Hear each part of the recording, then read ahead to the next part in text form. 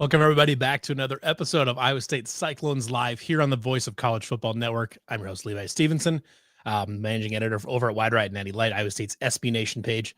Uh, been here for if you're new to the stream today. Been here doing this since about November or so. Every week talking about the Iowa State Cyclones football team, and actually just in the last couple months here, a little bit of basketball too. But we'll do a little bit of basketball at the end of the day, at the end of the episode today, because season's over now. But today the main topic of conversation is we are going to continue discussing our state of the program series, where we're going to talk about the linebackers and safeties and corners that are really sitting in the back end, that are really kind of the heart of the Iowa State defense, and what they look like as far as departures, returnees, potential starters, and kind of key players at each of those positions.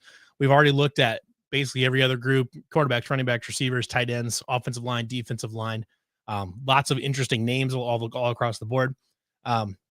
These two position groups, well, really kind of three, since we're going to be linebackers, corners, and safeties. We'll do corners and safeties separately.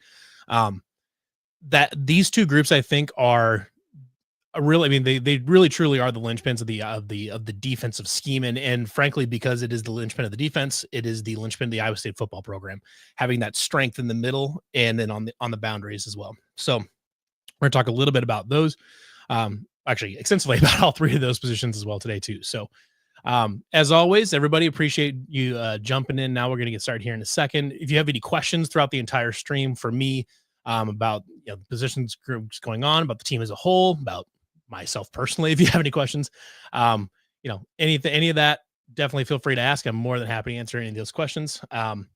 So let's first get started with the linebackers. So the Iowa State linebackers last season had a hell of a time. The number one story of the entire season was injuries.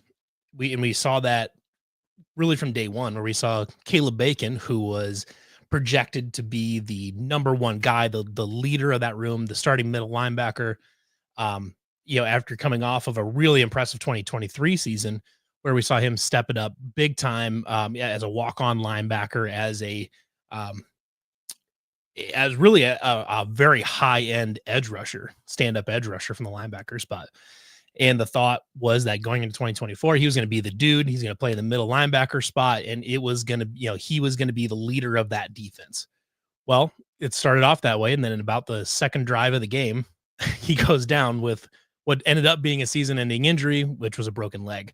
So right away, basically right from the get-go, the linebackers group loses their leader, not just a really good player, but a vocal leader of the team. Goes down to an injury early. And this is also part going into this as well, is coming into the season, another starting linebacker, Will McLaughlin, was still coming back from an injury from last season, from a back injury last season. So they're already banged up going into the season. They're down a starter going into the season. And then you lose your number one guy, Caleb Bacon, in the first quarter of the first game. So basically right away, they're dealing with lots and lots of adversity. And we'll tell the story kind of as the season goes on, but that the group responded in a big way. And I think the leader of that charge, as far as just responding to all those injuries, was Cooper Ebel, who started his first games as a Cyclone, as a redshirt sophomore. So very, very young guy, an elder statesman by comparison to the rest of the group that would play for the rest of the season. But an otherwise very young guy that had never started a game and had really only played like special teams and stuff like that up to that point. And he was a guy coming out. He's kind of the classic guy that Iowa State and Iowa like to recruit a lot, where he's playing every position for his 8-man football team, or for single A football team in Iowa. Actually, I think Cooper did play 8-man, but he's playing every position for his team, and turns out to just be a good athlete that does a lot of things really, really well. And Cooper stepped in. He wasn't perfect, as you wouldn't expect a first-time starter to be, but he stayed healthy all season, which is more than almost anybody in this position group can say. But he did a really excellent job, holding his ground, maintaining his run fits pretty well. He was good on run in run stopping. he was okay in pass coverage. I think there's some definitely some room for growth in pass coverage, but that's certainly not to say he was a liability or anything like that. It just wasn't he wasn't an all-star in pass coverage necessarily. But like I said, he stepped in and was asked to take over a leadership role that he was not supposed to be saddled with this season. You were supposed to have Caleb Bacon available, and you were supposed to have Will McLaughlin available. But those two guys go down early. Cooper Ebel does a really nice job. The next guy that stepped in that did a really great job, and unfortunately was one of the guys that did fall to injury eventually, was true freshman linebacker Caleb Brzina. And this is not amazingly this for a college football coach in Matt Campbell that doesn't typically like to play freshmen. Um, this is now the second time that he's started a freshman middle linebacker against Iowa. In what Mike Rose started the first game against Iowa in 2018, the first game of the season, and which it was the first game of the season that actually counted because the first game of that season was South Dakota State and that got canceled. But now you have Caleb Brzina starting at middle linebacker against Iowa, and he does an excellent job. He's all over the place. You can tell he's green, but he is all over the place, making tons and tons and tons of tackles, and really playing, I think, beyond his years. He did a really, really outstanding job for a while. And just, the rest of the room, you had tons and tons of guys kind of rotating in some of that other spots. Cause I want to pull up the roster here for a second. You look at some of these guys, and this is really the story of the room. I think that's important to note going into next season is that you've got a lot of guys in this room right now that have taken a lot of snaps for Iowa State. They've started a lot of games or have just in general taken a lot of snaps. If you look at this list, Zach Lovett has started games. Let me see. So Zach Lovett has started games. Caleb Brzina has started games. Carson Willich was expected to start games this year, but was injured, but was another linebacker that was injured. John Klosterman, I don't know if he started any games last year, but he definitely played a lot. Caleb Bacon was, Will McLaughlin was supposed to be a starter, was out for a good chunk of the beginning of the season. Made his first starts in the last couple games of the year, and actually played really, really well. But didn't make an appearance until November, basically. Jack Sadowski was in there for a while. Eventually got injured. He started a bunch the last 2 years, really, as he started a bunch as a freshman as a middle linebacker, and then played as much as he could last year until he got hurt again. Bo Goodwin was a guy that came on, especially I want to say is about middle of October is where he started getting real heavy snaps. But he came on as a true freshman and played really well, frankly. It's honestly kind of amazing at the kind of play that Iowa State was able to get out of this linebacker group, especially with so many of them being so young. Mason Miller was a guy that I picked out on our recruiting article for the 2023 class, the 2024 class. That Mason Miller was a guy that I had picked out as kind of, I think this guy's going to be really, really good someday. He maintained his red shirt. He only played in a few games, and I think that was very intentional on the coaching staff's part. Is they want to keep him around as long as they can and make sure he's ready to go. Ryland Barnes, I think, is kind of I shouldn't even say he was unsung because he got his flowers during the season, but this is a guy. I mean, he is not only just a true freshman; he was a true freshman walk-on that was eventually asked to start at middle linebacker for a good chunk of the season. Probably at least half of the season. I want to say by the UCF game, I think is when he was starting or playing heavy snaps. Again, young guy. Or he would have been a redshirt freshman, not a true freshman, but he was a redshirt freshman walk-on. Played a lot of really nice snaps. He looked like a walk-on that hadn't started at times. But gosh, he held his own. He proved himself to absolutely be worthy of a spot on a Big 12 football team, and honestly, just did a really nice job. I had the pleasure of meeting Ryland's parents down in Dallas before the Big 12 championship game, and they were all-star. It's an all-star Cyclone family. They grew up Iowa State fans. They have a farm. Their farm logo is like Barnes Family Farms or something like that, and it looks like the old 90s Tornado Psi logo. So Iowa State family all through and through. That kid bleeds cardinal and gold.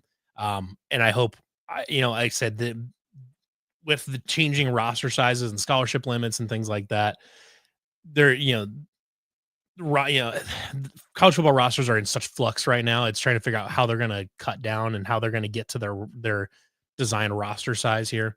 But you know, I think Rylan Barnes deserves to be on a spot. I don't know exactly what his status is necessarily, as far as on the depth chart, but I think he's absolutely earned a spot on the 2 deep, 3 deep, whatever you want to call it. Um, and I really hope that this entire group, frankly, is good to go for next season. A couple guys that didn't really play last year, Alec Cook and Nick Reineke and Danny Inglis, none of them really got much for playing time last year. But I mean, I would say played like 12 linebackers last year, and I think probably 9 of them started.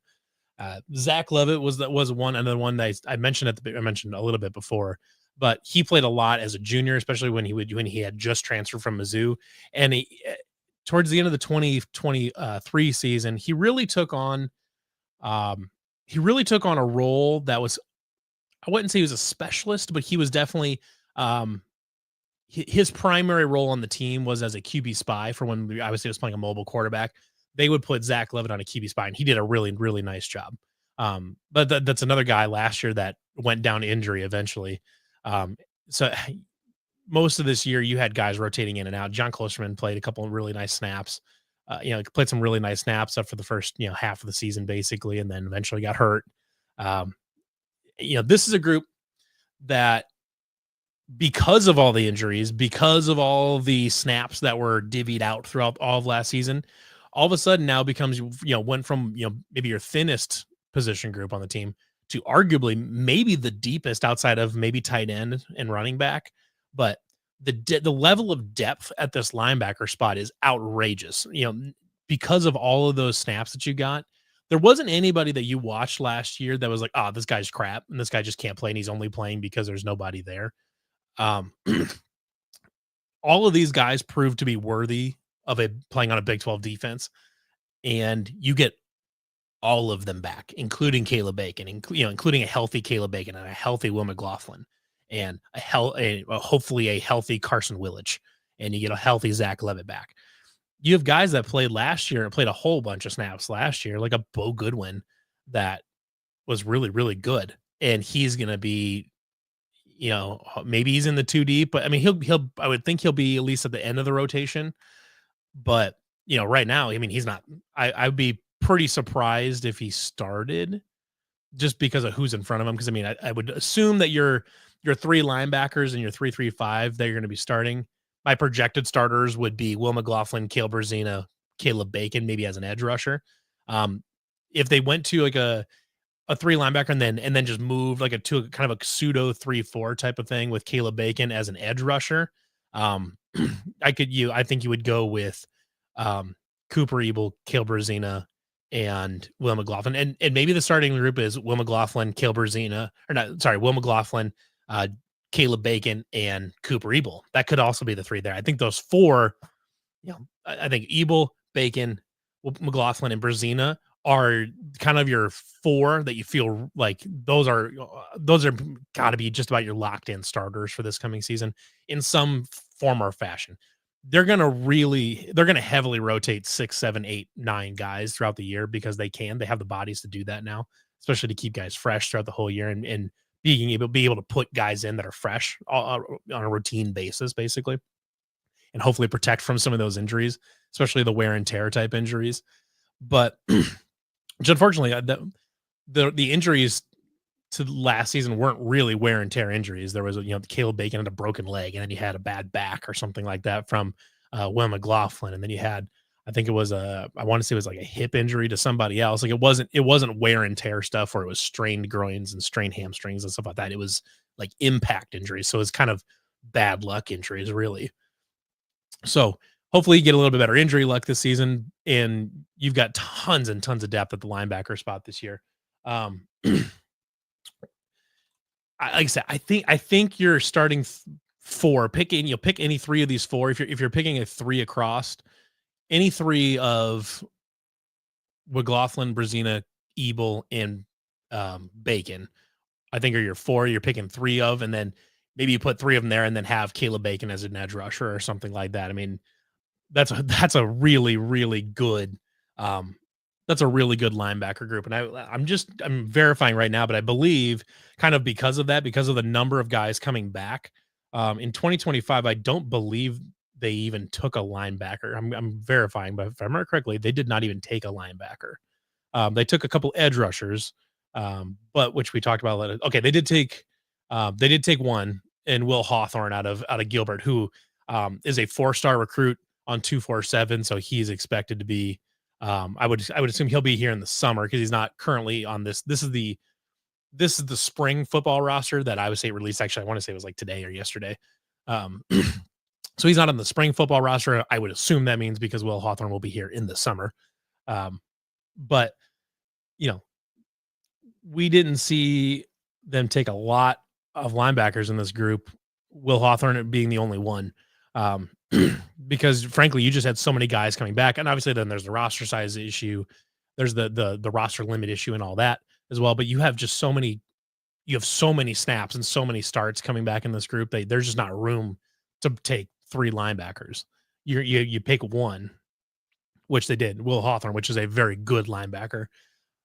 I don't know if he's got a chance to play this year. If you see Will Hawthorne on the football field as a linebacker in meaningful snaps, that is because he is an exceptionally good talent as a true freshman. They've shown willingness to play a true freshman at linebacker if that's just the best guy available. But you've got so much experience in here. We know that Matt Campbell prioritizes experience over raw talent. He'd rather take a slightly less talented guy that's got tons and tons and tons of starting experience than take a guy that's a little raw, hasn't played as much, but is a very clear natural talent for the position. So if you see Will Hawthorne on the football field as a linebacker in meaningful snaps, that is a very good sign for Iowa State because they're very deep at this position. But not Will McLaughlin. Oh my gosh, his name Will Hawthorne. Will Hawthorne is a very talented place. That he had 4-star linebacker, 90 overall rating on 247. He's got all the ability in the world. And I think he needs to put on a little bit of weight. He's registered here at 6'1.5", 215 pounds, which is obviously not very big for a linebacker. If you can get him up to 225, 230 by August, which I don't know if you can or not since he's not here for the spring. But if you can get him up to 230, 225, by the time they leave for Dublin, that's a guy that he can at least contribute on special teams for sure. But he'll be, that's at least the size where you could theoretically see him on a football field. So that's the freshman to watch out for is Will Hawthorne, but he's obviously not on campus yet. So, all right, that is the linebacker group. So next we are going to move down to the safeties group. So the safeties group, and the reason I'm splitting these out here is because they play, safeties and corners obviously play different roles, but in Iowa State's defense specifically, they play very distinct roles. And specifically because Iowa State plays 3 safeties and 2 corners most of the time. They can put extra corners on the field for a nickel or something like that. But for the most part, this is where you're going to see in the safeties, especially for Matt Campbell, safeties has always been a very significant point of strength for the defense. That's a place that they've always had good players. And I think they've got another group. Unfortunately, the big departures from this group, from the safeties group from last season is obviously Beau Freeler and Malik Verdon. Beau Freeler played 4 consecutive seasons, never missed a game, I don't believe. Just the definition of an Ironman workhorse safety. Unfortunately, his body paid the price for it because he was just so banged up that like an NFL future just really, he really just has, there isn't an option really for him to go to the NFL because he's just sustained so many injuries and his shoulders have nothing left. Where the NFL might just not be an option for him because he truly laid it on the line for Iowa State for 4 years. And one of the great Cyclones of all time. And if Iowa State retired jersey numbers in football, he would be on my list. I think, there's a handful of guys that you'd maybe put ahead of him, but he would be very, very far up that list. He is, you could make the argument he's not necessarily a hometown kid, but he is to Iowa State football the last 4 years what Taman Lipsey currently is to the basketball program, where he's just a guy that goes out and battles and battles and battles. He's a good player, not perfect, but a great player that just lays it on the line for Iowa State. So it sucks losing a guy like Bo Freeler because he's such a great leader at the back end of that defense. But I would be shocked if he didn't end up as a grad assistant on the coaching staff at some point, on somebody's coaching staff. That guy will be coaching football at some level at some point. I don't know exactly what that looks like, but he'll be somewhere. The other one I said is Malik Verdon, another guy that was really banged up for a lot of his career. When that was kind of one of the only, like, I wouldn't even know if he'd say like a knock on him necessarily, because it's not really his fault, but he did have some trouble staying healthy for a chunk of his career. And he actually could have come back for a year, but he wasn't so banged up that he can't have an NFL future. So he did not play in the bowl game, and he's not coming back. Obviously, he's declared for the NFL draft and went to the combine and the Senior Bowl and all that, and as well as the the Big 12 Pro Day that was a couple weeks ago or last week, I believe. So he'll be an NFL player. Really talented guy, big time run, big hitter in the run game. Could be a little bit vulnerable in deep coverage at times, but not a bad safety to have back there. I mean, if it's just him on a receiver deep, and he's got a shot at it, I mean, you feel just fine with Malik Verdon back there. But really, I would his strongest point was absolutely in the run stopping game. And so you hate to lose two guys like that that's played a ton of football the last 3-4 years and started a ton of games. That losing that kind of experience in the back end is never ideal. But fortunately, Iowa State has done a very nice job of developing this position room over the years.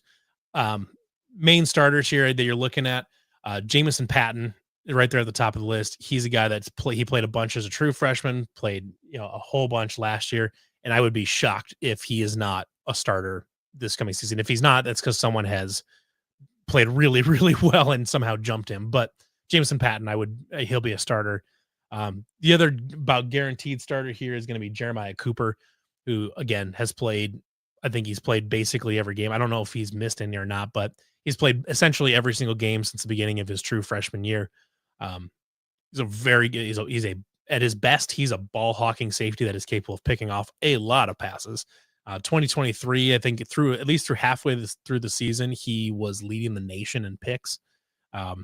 Really, at his best, an exceptionally good pass defending safety, a good run stopper, but he's a little bit on the smaller side. So you typically don't love having him like up in the backfield a lot, making tons of hits. But like I said, at his best, a very good pass coverage safety. But there were times last year where teams picked on him a little bit, and he got burnt at times. And I think that's something that I think that's a lot of the things I saw last year that hurt him, I think are easily fixable on film and just on little technique things too. So I would expect Jeremiah Cooper to have a good season this year as well. So Jamison Patton, Jeremiah Cooper, I think are absolute lockdown guarantees to be two of your starting safeties. Now the third one is a little bit more up in the air. There's some guys on here for sure that are interesting. But it's not quite as set in stone, I don't think. Trey Bell he's a transfer in. I think he's got a shot at it. Drew Surges was injured for a good chunk of last season, but we saw him play a bunch as a freshman. That's certainly a name I think could be in there. I think my favorite for this group, though, the guy I would assume is kind of the clubhouse leader right now is Tashawn James. So Tashawn James had a little bit of an auspicious and a little bit of a precarious start, I should say, to his playing time last season.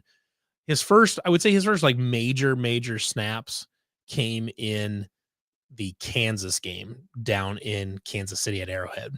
And that game, he got picked on and picked on and picked on. He had a terrible game. He was consistently out of position. Guys were burning him deep. It was ugly.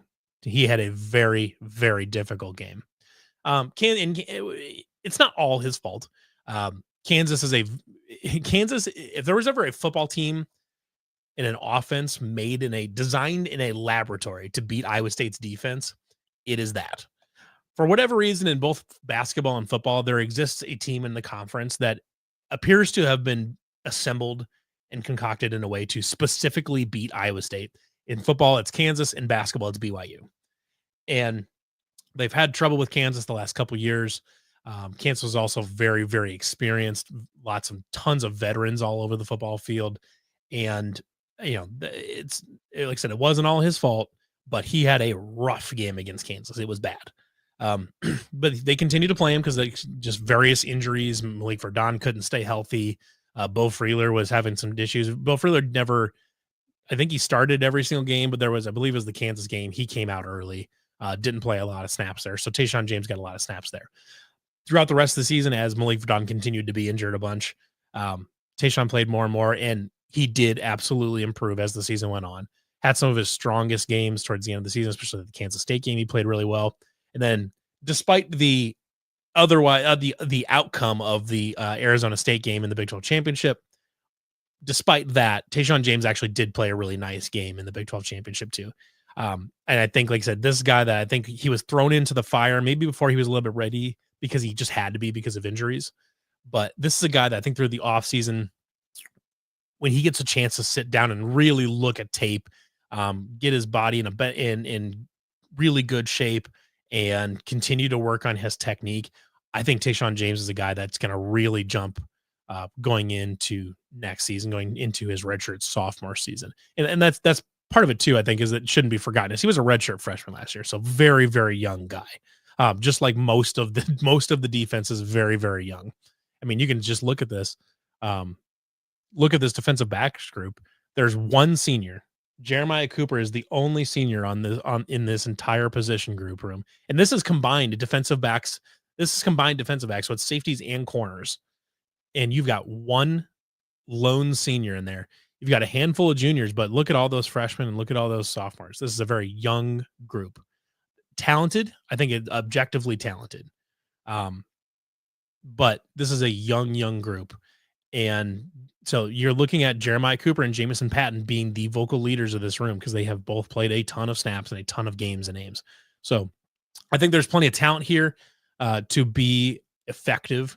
Kajan Cummings Coleman, I think he'll line up at safety. I'm not sure where they're going to put him. Trey Bell will figure into the equation somewhere, whether it's at corner or safety. He'll figure into the equation somewhere. Lots of interesting names. Drew Surges will play. I don't know if he's the starter.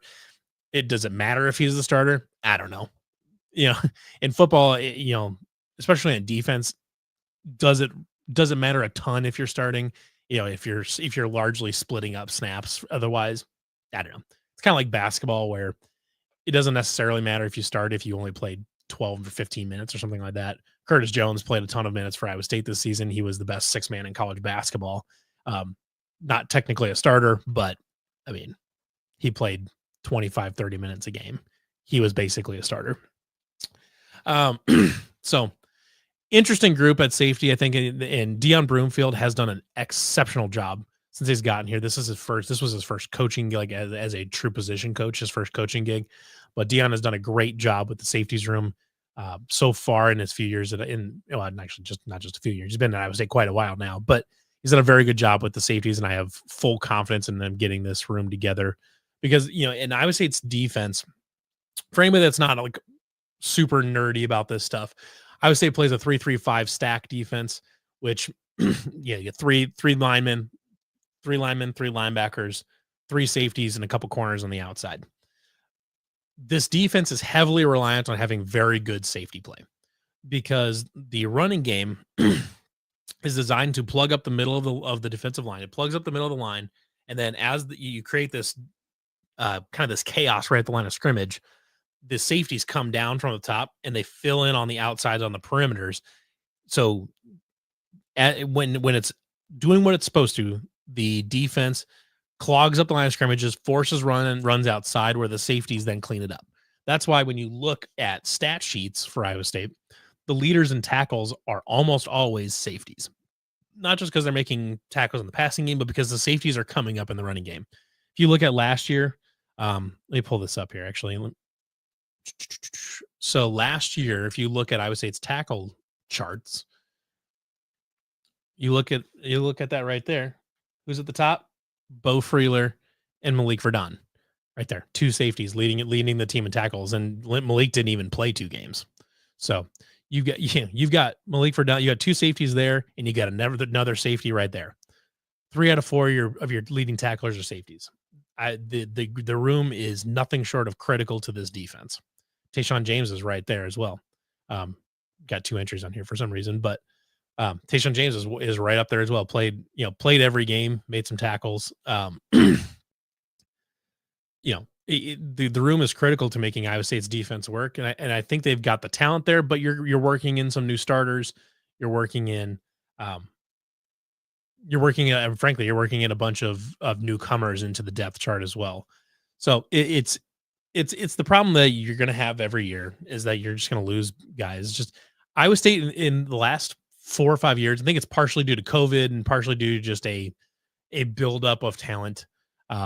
Is that Iowa State tends to lose stars in waves.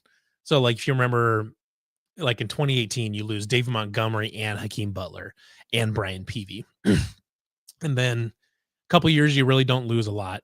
And then after 2021, you lose Brock Purdy and Breece Hall and a number of other guys too. You lose, especially those who Charlie Kohler, Mike Rose. You lose a number of guys in 2021, and then now you lose a few different guys. Here you lose Bo Freeler and Malik Verdon, and so I would say has been typically loses stars in waves. They'll keep a core group of guys together for a long time. They kind of become stars throughout that whole process, and then eventually you just kind of lose them all at the same time. And that's kind of what happened with the safeties room. But because you play so many guys and have had to play so many guys, Jamison Patton has been rock solid his whole career. Jeremiah Cooper has been very good. So those are guys you feel very comfortable about. And if you have those 2 guys that are doing their job and the linebackers are doing their job, then that third safety spot becomes a little bit less critical because it's a lot easier to cover that stuff up with other guys if everybody else is where they're supposed to be. So safeties room is definitely promising, no doubt about it. Now we'll take just a quick little jaunt over to the cornerbacks room and talk about another interesting room. This is another one where you lose a couple guys. Just like I said, the losing stars and waves. So not only did you lose Bo Freeler and Malik Verdon at the back end, but on the perimeter you lose Miles Purchase, who had played 1 million snaps for Iowa State. Yeah, got some of his first real playing time in 2021 in the Cheez-It Bowl against Clemson, and that, which was actually Bo Freeler started a good chunk of the earlier part of that. So he started, earlier in the season when he started taking snaps away from Isheem Young, if you remember that name.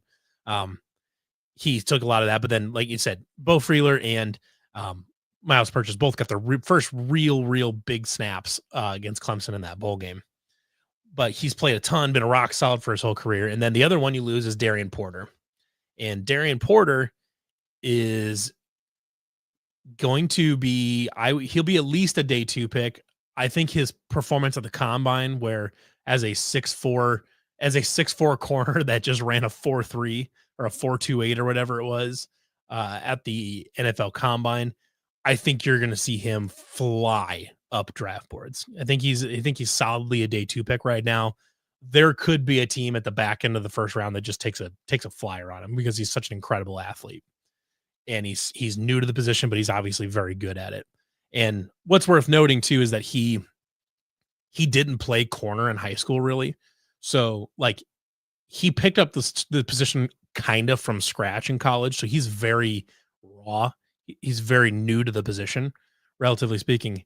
However, the reason I think that Darian Porter, aside from him being a departure, I think Darian Porter is a really interesting person to bring up here is because if you look right below where I have Jeremiah Cooper, you will see Ben Ngoye. Now, I know a number of times on this show, I had suggested that I thought somebody would get moved there. I had speculated that it could have been Abu Sama because they were looking at him at corner coming out of high school. and then just were essentially forced to put him at running back because he was so good in the spring and summer. Um, but the other guy that we had heard, even in bowl practice times, was that Benny Nagoye could get moved from a receiver over to corner. I think they tried him at receiver because he 6'4", 200 pounds, 6'4", with an exceptional athlete. I think is something you always want to try at receiver just to see if you can try to find your at that size. Frankly, you're looking for your own Randy Moss, basically. You tried him out. Had difficulty. Um, had difficulty finding any consistency there. His hands were fine, but not awesome. Um, but they decided that instead of he also decided that instead of just trying to figure it out and trying to push his way up through a receiver room that has some guys there that I think would have pushed him down the depth chart, you move him to corner. Now, unlike Darian Porter, Benny Nagoye did play corner in high school, and he was good. Most of his tape from high school, if you look at his reps at corner, were probably almost better than they were at receiver. I'm very, very intrigued by this. I think he'll pick it up. He'll pick it up faster than Darian Porter did, which Darian Porter picked it up fairly fast, but I think he will pick it up pretty quickly.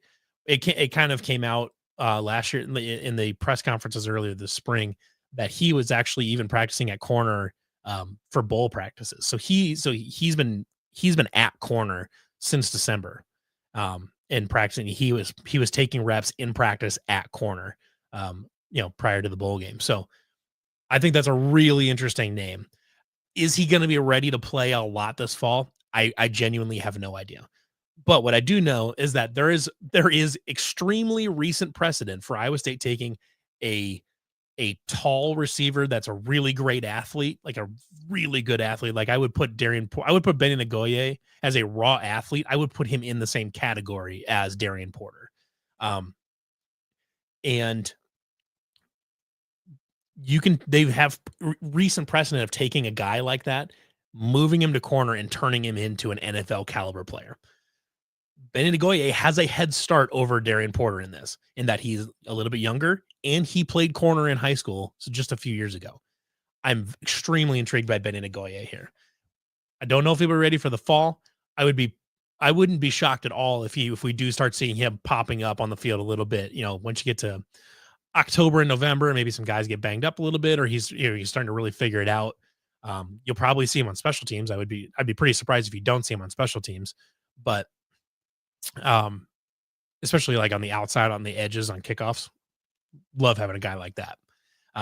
But gosh, Benny Nagoye is really with that size and his athleticism, that is really, really interesting there. Your number one starter at corner this year, I think, is no doubt Jontez Williams. He ended up taking the starting spot last year across from Miles Purchase, and was awesome.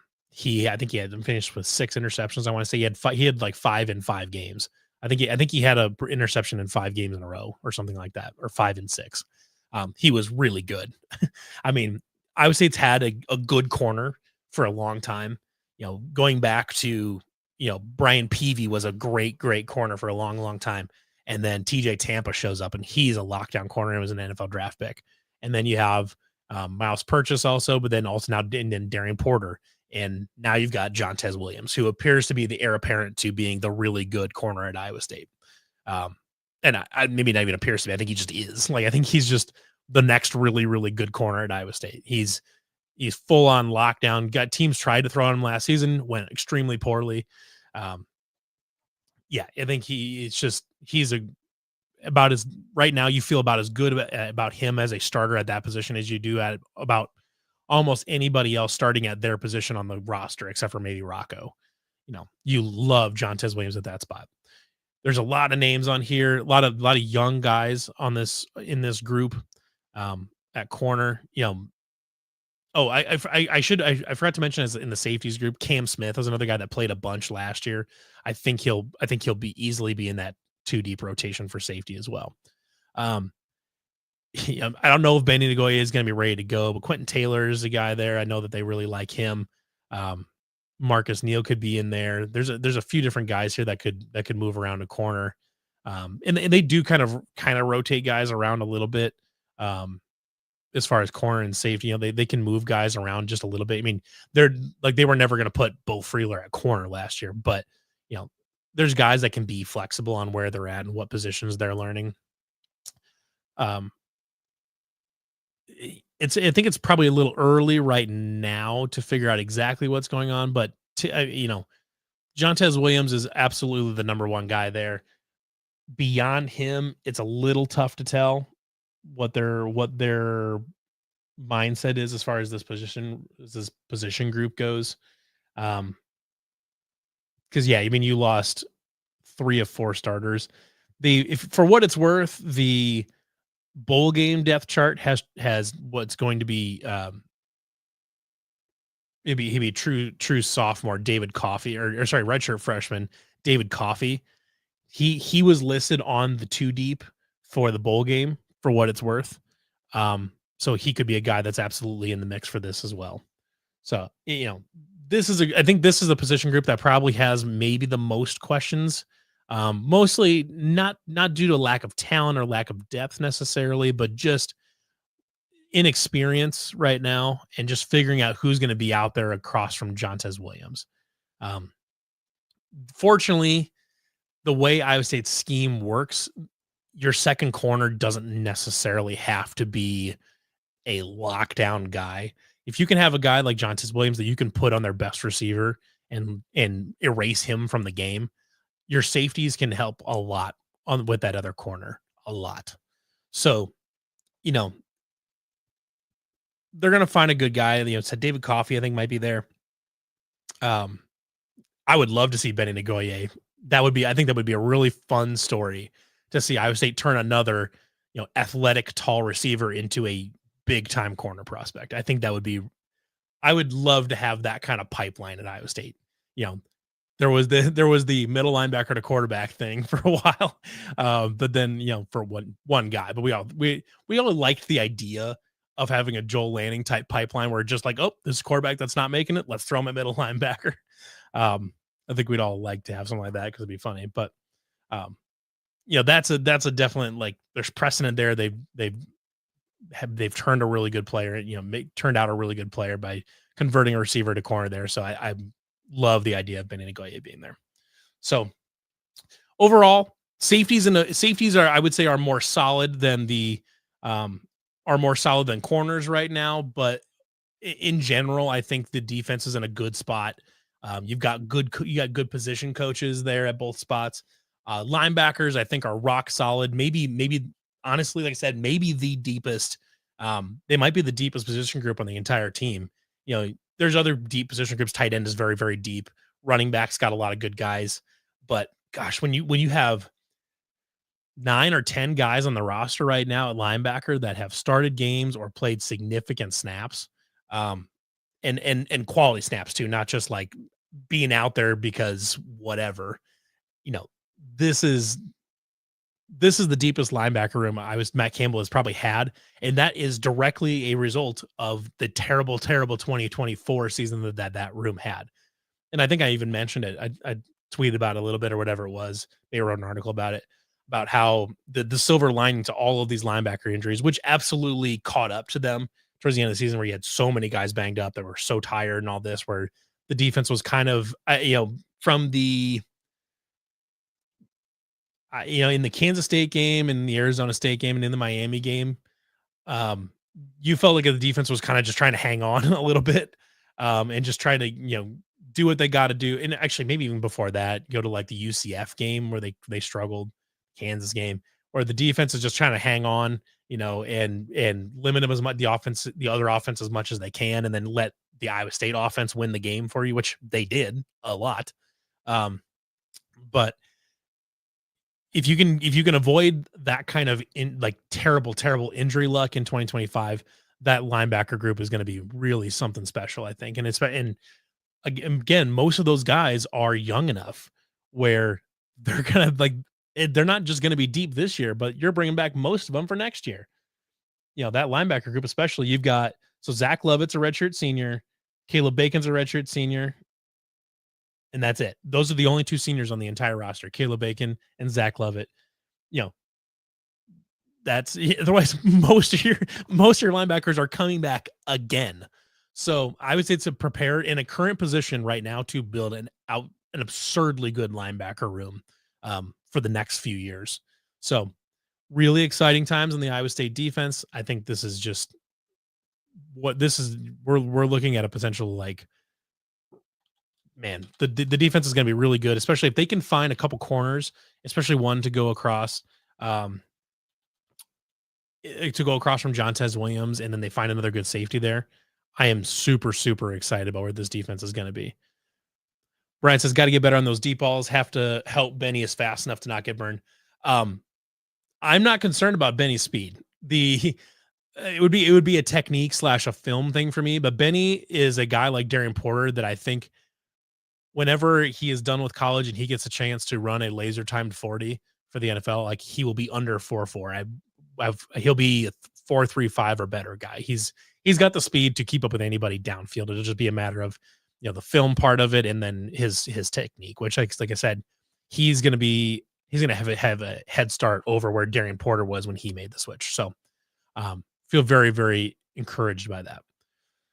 So those are the three position groups there. I may do a specialist thing. There's not a lot to talk about with specialists, unfortunately, but I might bring my own. I've got a friend of mine that was I would call him a kicking specialist. So I might try to bring him in and maybe bring him in next week or the week after and talk about specialists. But to wrap up the show here, we're going to talk a little bit of basketball, which I know may not be the first thing that Iowa State fans want to talk about right now, just because of the way the season ended. But I think it's important I want to give at least a few thoughts on this. It's been 2 weeks since I did a show on this. So since the last time we talked, last time we did a show was right before the Big 12 tournament started. And going into that tournament, only the wide right guys in the Slack would truly know this, but I was of the opinion that you either needed to win the tournament or you kind of wanted to be done early, because you didn't want to put a lot of unnecessary fatigue and stress on an already banged up basketball team going into the tournament. And that sort of came to fruition. Obviously they did not win. They beat Cincinnati and they looked all right doing it, but Tamin Lipsey did pick up an injury against Cincinnati. Keyshawn Gilbert retweaked something, and then I believe Tamin did tweak something against Cincinnati. Yeah, he did. Yeah, he tweaked it against Cincinnati. Then up comes BYU, and Keyshawn Gilbert's out, and Tamin Lipsey is out. And, well, Keyshawn Gilbert's out for sure. We don't know for sure if Tamin was like ruled out or if they just sat him to protect him. But basically, neither of those two guys played that game. The team played well, but when you're missing those two guys, it's really tough. But going into the NCAA tournament, the entire question was like, how is Iowa State going to be without Keyshawn Gilbert, without a 100% Keyshawn Gilbert? Because we know what they're like when you get like an 80% Keyshawn Gilbert, which is very chaotic and inconsistent. But now that they don't have Keyshawn at all, and then what does Tamin's health look like? You get up against Lipscomb in the first round and they just demolish them. And it felt really good. They blew them out. Unfortunately, it was also very clear to everybody watching that Lipscomb, while they deserved to be there because they won their conference tournament, it's very clear that they were not even in the same, they're not the same caliber of team as most NCAA tournament teams. They were deeply outmatched at every position, athletically and even skill wise in most cases. So, I would say blew them out, but that was, they blew out a team that they should blow out. Then you get to Ole Miss, which was a team that is athletically on par, or actually, well, in this case, athletically better than Iowa. They're better athletes than Iowa State has, but they're also really well coached. Chris Beard does a great job. Not a great human being, good basketball coach. Always has his guys ready, and his teams always do well in the tournament. And Ole Miss had a very good game plan for Iowa State. They played really well. They made lots of shots that they don't ordinarily make. And there was a lot of those that went in that you just kind of got to tip your hat to Ole Miss because they just made some really, really difficult shots. But in the end, you watched it. Tamin Lipsey was very clearly not healthy.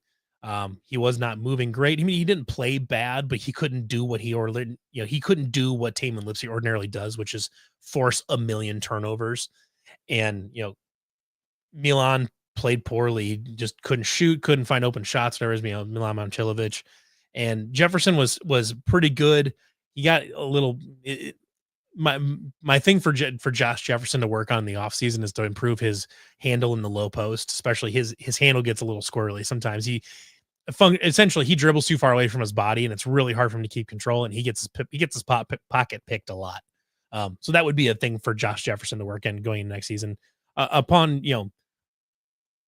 he also could stand to, he's a fine enough 3-point shooter where you're fine with him taking him, but you'd really like him to turn into like a 35, somewhere between a 35 and 40% guy and be a legit inside outside guy, be a legit threat at the 3-point line. But then also, like I said, improve his handle, improve his distribution, things like that. Cause I think going into next season, I would say it's going to look at him as being a huge linchpin in that offense. Taman Lipsey and Josh Jefferson both bringing the ball up. Taman bringing the ball up, but then really using Josh Jefferson as a distributor, kind of like the Fred Hoiberg teams use George Niang, where you could really use him as almost a primary distributor. So Josh Jefferson played really well. Deshaun Jackson played okay. But in the end, I think most Iowa State fans were watching that game and realized that loss was kind of a long time coming, just with how beat up and how worn down the team clearly was. It felt like this is just what was going to happen. I don't know how many people really, I don't know how many Iowa State fans really believed in their heart of hearts that Iowa State was really going to go on a long run in the tournament, because they've been so inconsistent for the last couple months, really. And were so banged up. They were missing one of their best scorers.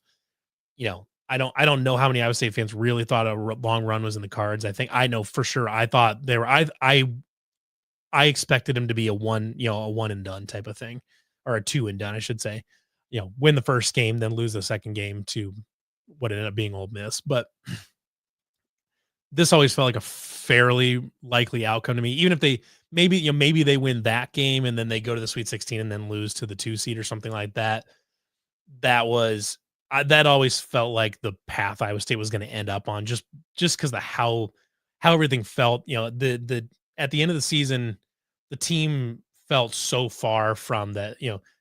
The team in January, at the beginning of January, when everyone was still healthy and they were still on the roll, they were 15-1 or 17-2 or whatever it was, and they were ranked number 2 in the country. That team felt damn near like that team back in the early January felt like a legit national title contender. They were going to be there. Like, they had a real shot at the Final Four and winning a national title. And then Milan Momcilovic breaks his pinky and the rotations get messed up and they get out of sync. And then Caleb Love hits the shot from heaven to tie the game up and force overtime. And it was, things spiraled from there. But I think really the Milan Momcilovic injury is what kind of started this cavalcade of bad luck and misfortune for Iowa State. And then you had guys, Momcilovic is injured for about a month, basically a month and a half. He comes back and he's healthy, and then Keyshawn Gilbert goes down, and Taman Lipsey's banged up again. And the team was never ever got back to the spot where they were healthy and in sync like they were at the beginning of January, or like when they were Maui and played Auburn and we're up by 18 on Auburn in the first half. That team died when Milan Momcilovic broke his pinky. So this loss felt like a long time coming. The team peaked too early, right? Unfortunately, there's a lot of injury luck involved there, just like the football team, where the injury luck just kind of caught up with you eventually. An otherwise really good team was hampered by injuries. And it's funny because the team got up to number 2 in the country.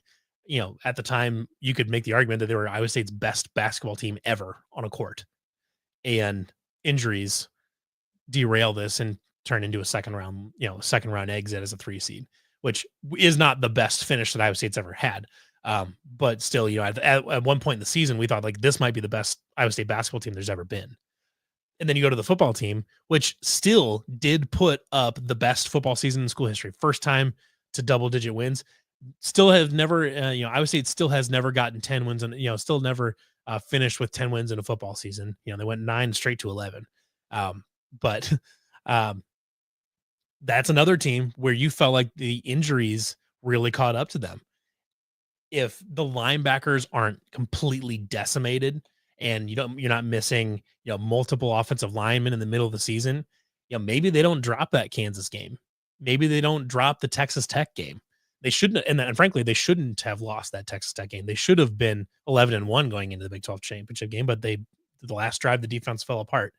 If you don't deal with all those injuries, you're looking at a very realistic scenario where Iowa State is 11-1 or better in the regular season last year. So even in a record-setting football season, you felt like there might have been more on the table just based on injury luck. So, it's kind of funny how that works, where two of the best teams in history still have really incredible seasons, but fans are left feeling wanting afterwards because of bad injury luck and things like that. And just losses that they shouldn't have happened. Like the losses that shouldn't have happened, or just felt like something really bad just went, something just went the wrong way, just the wrong bounce at the wrong time, stole defeat from the jaws of victory type of thing. It's funny how that works. So this is the life of an Iowa State fan. Unfortunately, there's one guy that he cracked me up on Twitter. He responded to a post from the Wide Right account saying he had been a fan for 12 years and he was ready to give up and move on or something like that.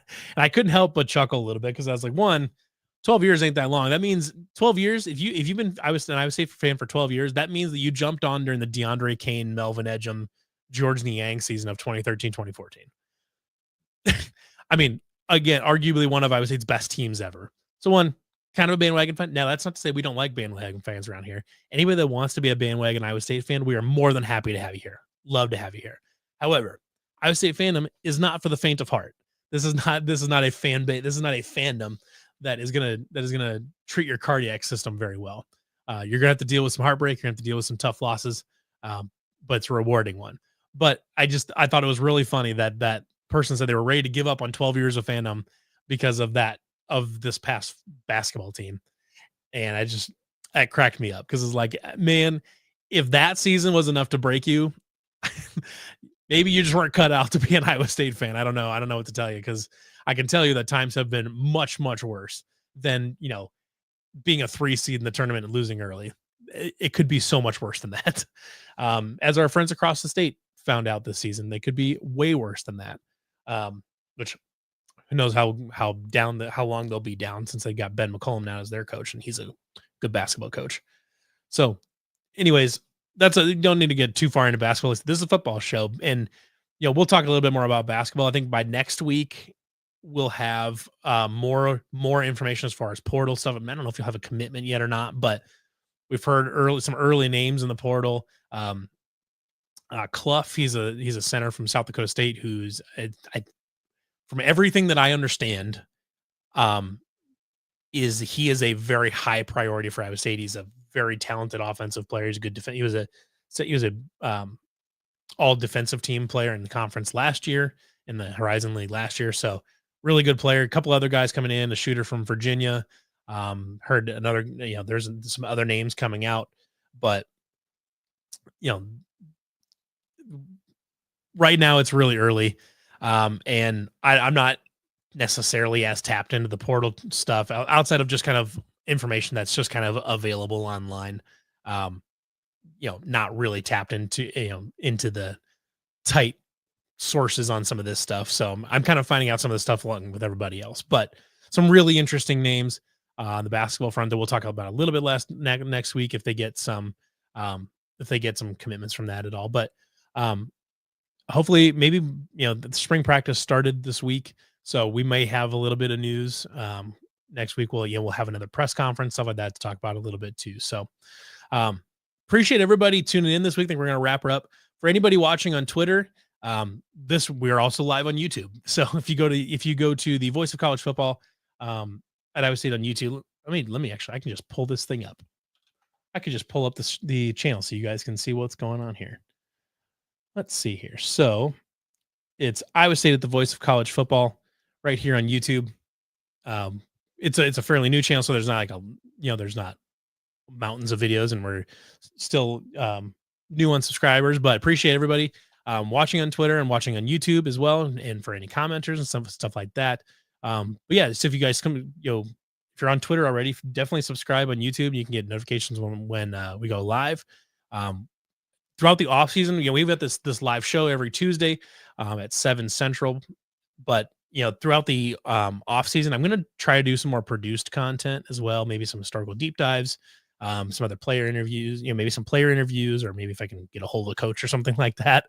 That we're gonna have some more of that type of content. So, but appreciate everybody tuning in, everybody commenting, things like that. Really appreciate all that. So, everybody have a great rest of your week. Unfortunately, this is the beginning of the long off season, but countdown down to about 150 days left until Iowa State football kicks off in Dublin, Ireland against Kansas State. So got a long time till then, but it's going to be a good one. And there's a lot of things to be really excited about this team in the fall. So everybody have a good rest of your week. Go Cyclones.